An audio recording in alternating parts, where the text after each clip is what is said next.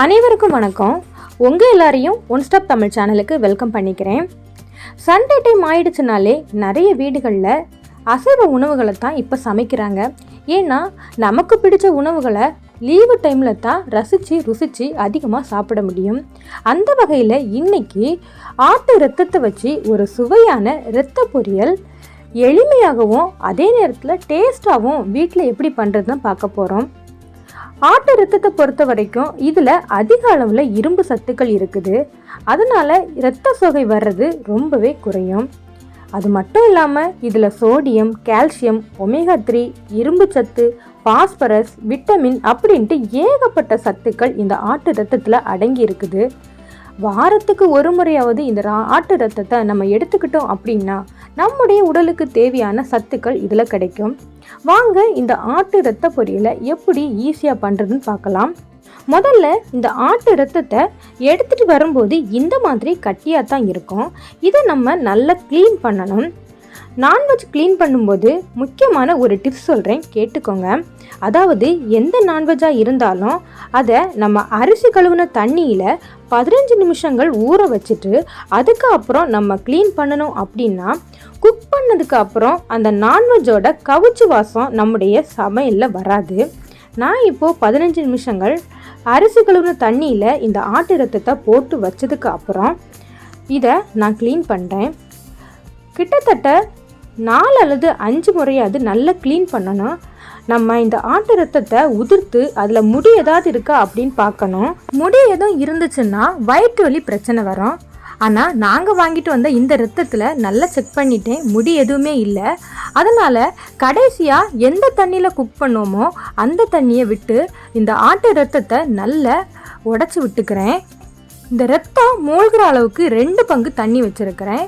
நல்லா உதிர்த்தாச்சு. அடுத்து இதில் 1 ஸ்பூன் அளவுக்கு மஞ்சள் தூள் சேர்த்துக்கிறேன். கூடவே இஞ்சி பூண்டு விழுதுகளை அரைச்சி வச்சுருக்கிறேன், அதுவும் 1 ஸ்பூன் அளவுக்கு சேர்த்துக்கிறேன். இதை அடுப்பில் வச்சு நம்ம குக் பண்ணலாம். கொஞ்சமாக உப்பு சேர்த்துக்கலாம்.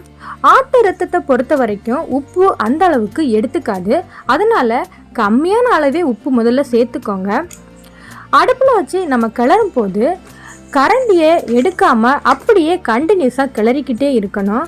ஏன்னா அந்த ஆட்டு இரத்தம் அடியில் அடி பிடிக்கும். ஒரு குறிப்பிட்ட நேரத்துக்கு அப்புறம் அதோடைய கலர் சேஞ்ச் ஆயிரும். சேஞ்ச் ஆகி அந்த ஆட்டு இரத்தம் கொஞ்சமாக கட்டியாக ஆயிரும். இந்த டைமில் நம்ம கிளறாமல் விட்டுறலாம். அடுத்து காரத்துக்கு 1 பச்சை மிளகாய் சேர்த்துருக்கிறேன். உங்களுக்கு வேணும் அப்படின்னா 2 அல்லது 3 பச்சை மிளகாய் சேர்த்துக்கோங்க. அடுத்து சின்ன வெங்காயம் உரித்து வச்சுருக்கிறேன். ஆட்டு இரத்தத்தை பொறுத்த வரைக்கும் இது ஒரு ஹீட்டான உணவுப் பொருள். அதனால ஹீட்டை குறைக்கிறதுக்காக சின்ன வெங்காயம் எந்த அளவுக்கு நம்ம சேர்க்க முடியுமோ நம்ம சேர்த்துக்கலாம். நான் இதில் 30 சின்ன வெங்காயத்தை சின்னதாக கட் பண்ணி சேர்த்துருக்கிறேன். அடுத்து இந்த இரத்த பொரியலுக்கு தேவையான மசாலாவை நம்ம அரைச்சி எடுத்துக்கலாம்.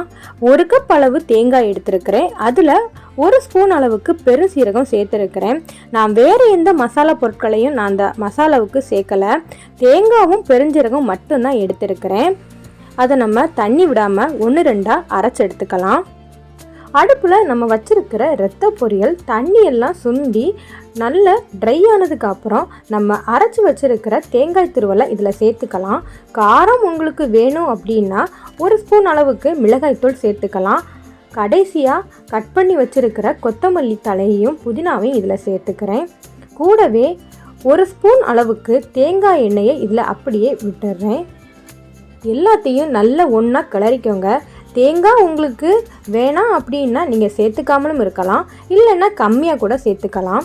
கடைசியாக இதில் கருவேப்பிலையை தூவி விட்டு நம்ம இந்த இரத்த பொரியலை பரிமாற தயாராகலாம். இந்த ஆட்டு இரத்த பொரியல் செய்கிறதுக்கும் ரொம்பவே ஈஸியாக இருக்கும். அதே மாதிரி இதில் சத்தும் நிறையவே இருக்குது. நம்ம அரிசி கழுவுன தண்ணியை யூஸ் பண்ணி இதை வாஷ் பண்ணியிருக்கிறதுனால நம்ம சமைச்சதுக்கு அப்புறம் அந்த கவுச்சி வாசம் இருக்கவே செய்யாது. கூட அரிசி குறைபாடு இருக்கிறவங்க நீங்கள் வாரத்துக்கு ஒரு முறையாவது இந்த ஆட்டு இரத்த பொரியலை செஞ்சு சாப்பிட்டுட்டு வந்தீங்கன்னா உங்களுடைய உடம்புல இருக்கிற இரும்பு சத்து குறைபாடு சீக்கிரமே காணாமல் போயிடும். கூடவே மோஷன் வந்தவங்களுக்கும் பிளாக் கலர்ல தான் அடிக்கடி பயப்படாதீங்க. ஏன்னா இரும்பு சத்து இருக்கிற எந்த உணவை நம்ம சாப்பிட்டாலுமே நம்முடைய மோஷன் வந்து கருப்பு கலர்ல தான் போகும். இந்த வீடியோ உங்களுக்கு பிடிச்சிருந்துச்சு அப்படின்னா மறக்காம லைக் பண்ணுங்க.